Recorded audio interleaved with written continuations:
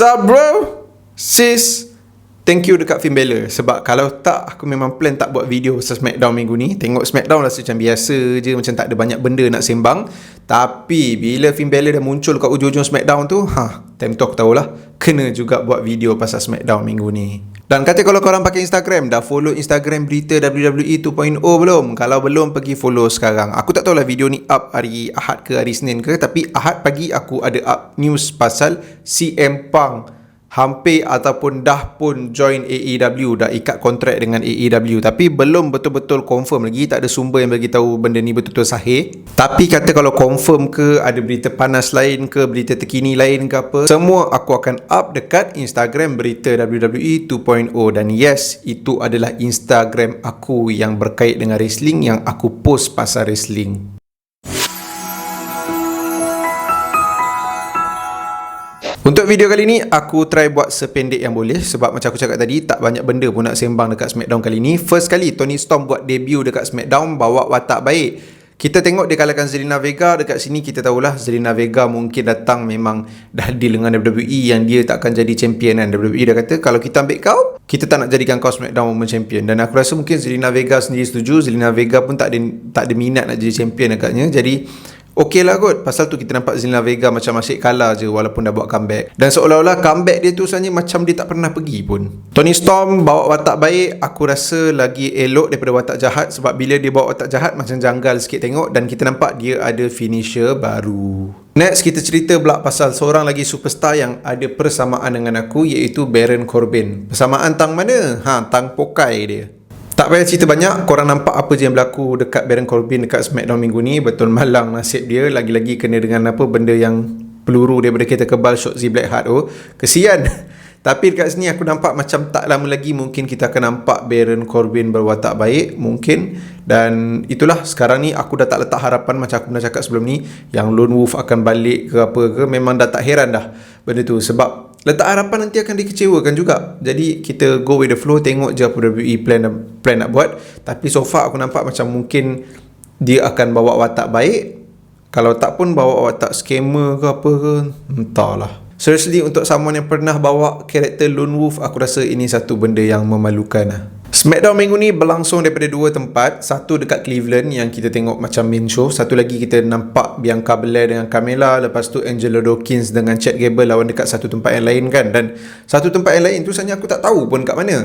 Tapi satu benda yang pasti, penonton kat situ tak berapa nak heran pun pasal Bianca Belair ke WWE ke SmackDown ke Angelo Dawkins ke, tak ada siapa heran. Dan aku rasa kesian lah bila tengok benda tu. Sebab nampak macam superstar ni semua macam shock sendiri je. Mungkin WWE cuba nak tarik audience baru dengan buat style yang macam ni. Tapi kalau kau buat persembahan quality main show, memang susah lah. Kau hantarlah superstar NXT dan hasilkan satu perlawanan macam dekat NXT TakeOver ke, sedap lah sikit orang nak tengok dan orang rasa best nak tengok lagi. Dan dalam masa yang sama, kau letak superstar yang diorang mungkin tak kenal ataupun diorang tak give a damn pun. Baik, John Cena punya promo buat kat situ, tapi yang kat Cleveland akan marah lah pula. Main event kita tengok Roman Reigns punya promo. Dan aku nak cerita pasal promo dia ni dulu. Aku rasa ini one of the best promo yang Roman buat. Kau bayangkan, dulu kau tengok Roman dengan John Cena dekat 2017 ke, Roman kena laut dengan Cena kau-kau daripada segi promo. Tapi kali ni pun kita tak nampak lah one on one punya promo antara Cena dengan Roman. Tapi kita nampak improvement. Seriously, terbaik gila. Aku rasa enjoy. Segala ayat yang dia keluarkan bagi aku memang on point. Dan aku sangat setuju dengan apa yang Roman cakap tu pun. Kenapa aku tak suka John Cena? Sebab dia buat benda yang sama daripada dulu sampai sekarang. Boring, menyampah. Kalau dia bawa watak baik tapi dia tukar sikit karakter dia, jauh mana je karakter tu boleh pergi. Pasal tu dia dulu aku kata aku nak tengok John Cena bawa watak jahat. Sebab lebih 15 tahun hadap benda yang bagi aku boring dan last buat aku menyampah je tengok. Jadi apa yang Roman cakap dekat SmackDown hari tu bagi aku memang betul. Dia macam menyampaikan apa yang aku rasa selama ni pasal John Cena. Memang bagi aku tip top lah, memang kelas gila. Dan bila Roman Reigns dah tolak challenge daripada John Cena ni, Finn Balor keluar. Time tu semua orang mesti macam blur. Apa hal Balor keluar kan? Rupanya Balor nak bagi tahu kalau dia tak berminat lawan John Cena, apa kata dia lawan dengan Finn Balor lah.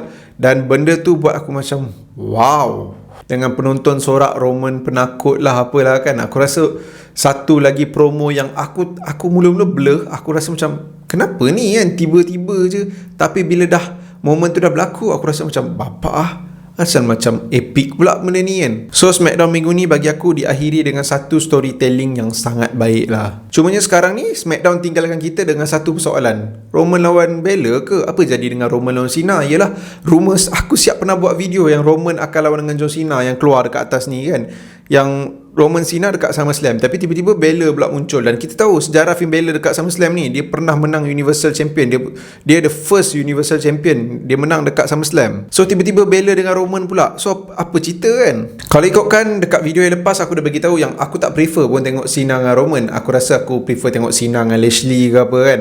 Tapi bila Cena lawan dengan Roman lagi, aku rasa macam repeat balik benda yang dah jadi 2017. Walaupun Roman dah pernah lawan Finn Balor dulu, aku rasa benda ni macam lebih fresh kot. Dan aku rasa Balor lebih deserving untuk main event dekat SummerSlam compare to John Cena. Tapi mungkin ramai akan tak setujulah dengan pendapat aku ni. So kat sini kalau tanya aku lagi suka tengok Balor dengan Roman Reigns dekat SummerSlam daripada John Cena lawan Roman Reigns dekat SummerSlam. Aku sangat-sangat nak tengok Finn Balor lawan dengan Roman Reigns untuk Universal Champion ni. Cuma apa yang aku tak nak, sebab bila dah ada Finn Balor dalam John Cena dengan Roman Reigns punya feud ni kan, ada beberapa benda yang menakutkan aku dan aku tak nak benda tu berlaku lah. First kali, diorang buat match ni triple threat dekat SummerSlam. Aku okay kalau triple threat, tapi diorang buat match ni triple threat supaya bukan John Cena, bukan Roman Reigns yang kena pin, tapi Finn Balor yang kena pin. Aku tak nak benda tu. Dan aku tak nak juga diorang teruskan John Cena dengan Roman ni dekat SummerSlam, tapi Finn Balor dengan Roman ni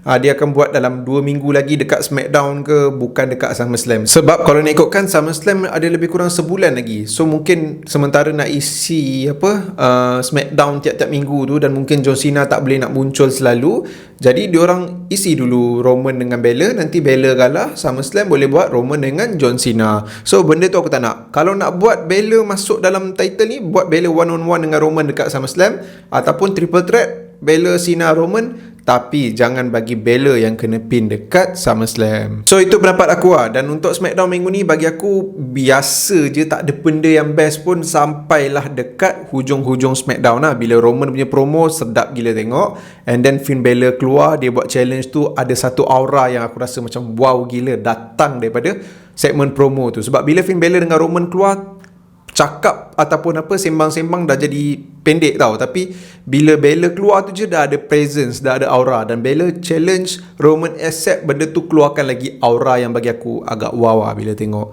Cumanya kat sini Finn Balor memang kacau daun lah.